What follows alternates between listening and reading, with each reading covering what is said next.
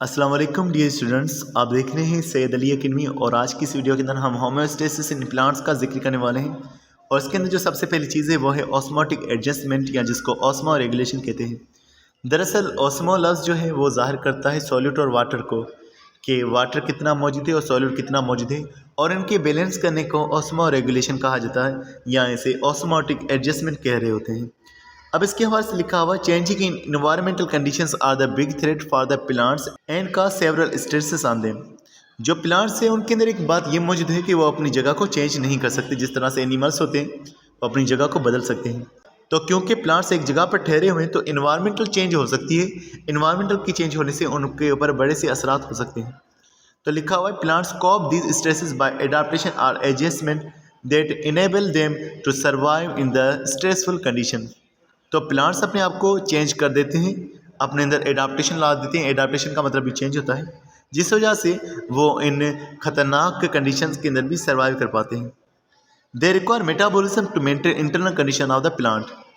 उन्हें मेटाबॉलिज्म करना पड़ेगा ताकि वो अपनी कंडीशंस को बेहतर कर सके। और मेटाबॉलिज्म क्यों? क्योंकि मेटाबॉलिज्म उनको जो है एनर्जी प्रोवाइड करेगा। This set of metabolic functions is called the homeostasis. ये जो मेटाबॉलिक फंक्शंस हैं, जो जानदार की इंटरनल कंडीशन को चेंज कर रहे हैं, मेंटेन रख रहे हैं with respect to the environment.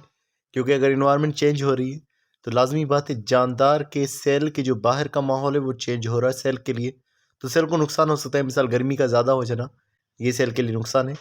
तो इस सूरत के अंदर सेल अपने आप को सेम रख रहा है, तो इन्हें जो है होम्योस्टेसिस कहा जाता है।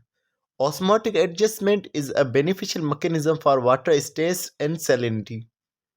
जो ऑस्मोटिक एडजस्टमेंट है, यानी कि साल्ट और वाटर का जो बैलेंस है, ये एक बेनिफिशियल मैकेनिज्म है, यानी फ़ायदे वाला मैकेनिज्म है, जिसकी वजह से एक वाटर और दूसरा साल्ट, इन दोनों को बैलेंस किया जा रहा है। It is a useful drought tolerance in response to drought condition और सेलाइन स्ट्रेस। तो ये जो है मददगार है दो सूरतों के अंदर।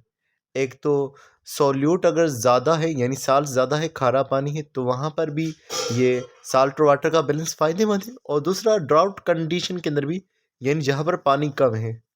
Many plants accumulate organic solutes to lowering the osmotic potential. काफ़ी सारे प्लांट्स जो हैं वो सॉल्यूट्स को अपने अंदर दाखिल कर देते हैं ताकि उनका ऑस्मोटिक पोटेंशियल कम हो, यानी कि वाटर को लॉस करने की जो उनकी एबिलिटी है वो कम हो। Osmo regulation is one of the important aspects of homeostasis.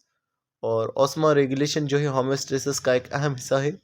Homeostasis जो अपने ऑर्गेनिज्म के इन्वायरमेंट को सेम रख रहा है, उसका एक हिस्सा ऑस्मो रेगुलेशन है। एक और हिस्सा थर्मो रेगुलेशन, यानी टेम्परेचर को बैलेंस करना। और एक और हिस्सा एक्सक्रीशन कहलाता है। मज़ीद लिखा हुआ, it involves maintaining a balance between water and solute contents of the cell. इसके अंदर बैलेंस होता है वाटर और सेल के अंदर मौजूद सॉल्यूट। अब आगे यहाँ पर दो मिसालें लिखी हुई हैं जो कि आप बहुत बार पढ़ चुके हैं। जैसे लिखा हुआ है, in case of plant cells, plants की अगर बात करें, the water potential of cell sap is termed as solute potential. जो प्लांट सेल है उसके अंदर जो वाटर पोटेंशियल है सेल सेप का, सेल सेप का मतलब है जो वैक्यूल है उसके अंदर जो चीज़ें मौजूद हैं, वाटर के साथ में जो भी चीज़ें मौजूद हैं, तो उस सेल सेप के अंदर जो वाटर पोटेंशियल है उसको हम सॉल्यूट पोटेंशियल कह रहे हैं। क्योंकि वो प्योर वाटर नहीं है, बल्कि उसके अंदर जो है वो सॉल्यूट्स भी मौजूद है, यानी सॉल्यूट पोटेंशियल भी वहाँ पर मौजूद है। If a plant cell is placed in a pure water और solution of high water potential then the solution in its vacuole. अगर हम प्लांट सेल को एक ऐसी जगह पर रख रहे हैं जहाँ बाहर जो है वो ज़्यादा प्योर वाटर मौजूद है, या सेल के सॉल्यूशन से ज़्यादा ही वाटर मौजूद है वहाँ पर, तो क्या होगा, the water moves from outside to inside the cell. तो जो सेल है उसके अंदर पानी आना शुरू हो जाएगा, क्योंकि बाहर सॉल्यूट पोटेंशियल कम था, प्लांट के सेल के अंदर सॉल्यूट पोटेंशियल ज़्यादा है। तो लो सॉल्यूट से हाई सॉल्यूट की तरफ वाटर आएगा। क्योंकि वाटर अंदर दाखिल हुआ है तो इसे हम एंडोऑस्मोसिस कहेंगे, and ultimately into the vacuole. और पानी सारा सेल में दाखिल होने के बाद वैक्यूल में आ जाएगा। As a result the cell swells or become turgid. और जो सेल है वो फूल जाएगा और टर्जिट हो जाएगा। सच extreme solution called hypotonic solution. और जिसके अंदर बहुत ज़्यादा वाटर मौजूद है, सॉल्यूट कम है, इसी सॉल्यूशन को हाइपोटोनिक सॉल्यूशन कहा जाता है।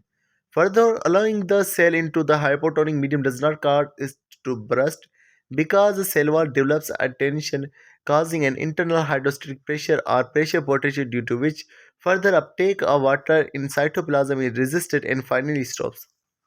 तो सेल के अंदर पानी आ गया, सेल टर्जिट हो गया, सेल फूल गया। अब मज़ीद सेल के अंदर पानी नहीं आने वाला क्योंकि सेल के अंदर एक प्रेशर पोटेंशियल जो है वो डेवलप हो जाता है, जो कि मज़ीद वाटर के आने को रोक देता है। उसके अलावा आगे लिखा हुआ है when plant cell is placed in concentrated solution और hypertonic solution there is a net movement of water out of the cell. अगर हम सेल को हाइपरटोनिक सॉल्यूशन में रख रहे हैं, यानी ऐसा सॉल्यूशन जहां का सॉल्यूट पोटेंशियल ज़्यादा हो, यानी ऐसा सॉल्यूशन जहां पर सॉल्यूट की तादाद ज़्यादा हो, तो क्या होगा, वाटर सेल से बाहर आना शुरू हो जाएगा क्योंकि वाटर के अंदर कम सॉल्यूट है और बाहर सराउंडिंग में उसके मुकाबले में ज़्यादा सॉल्यूट मौजूद है। As a result the cell become flaccid और सेल जो है वो फ्लेसिड हो जाएगा।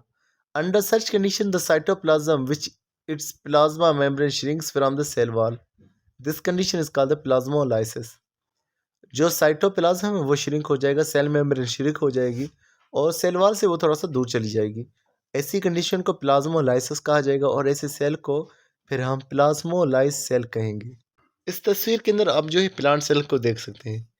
अब ये जो है इसके अंदर सेल टर्जिन मौजूद है और इसके अंदर जो है वो वाटर दाखिल होता है और ऐसे सॉल्यूशन को हम हाइपोटोनिक सॉल्यूशन कहते हैं जहाँ सॉल्यूट बाहर ज़्यादा मौजूद हो और सेल के अंदर सॉल्यूट कम मौजूद हो। फिर ये हमारे पास दूसरा सेल मौजूद है जिसके अंदर से वाटर जो है वो लॉस हो रहा है और ये हाइपरटोनिक सॉल्यूशन है जिसमें सेल से पानी जाने की वजह से सेल का जो साइटोप्लाज्म है वो भी श्रिंक हो चुका है और इस सेल को हम प्लाज्मोलाइज सेल कहते हैं। तो डियर स्टूडेंट्स, आज की बस इतना था। नेक्स्ट वीडियो के अंदर इंशाल्लाह नेक्स्ट टॉपिक को जिक्र करेंगे, तो मिलते हैं नेक्स्ट वीडियो में।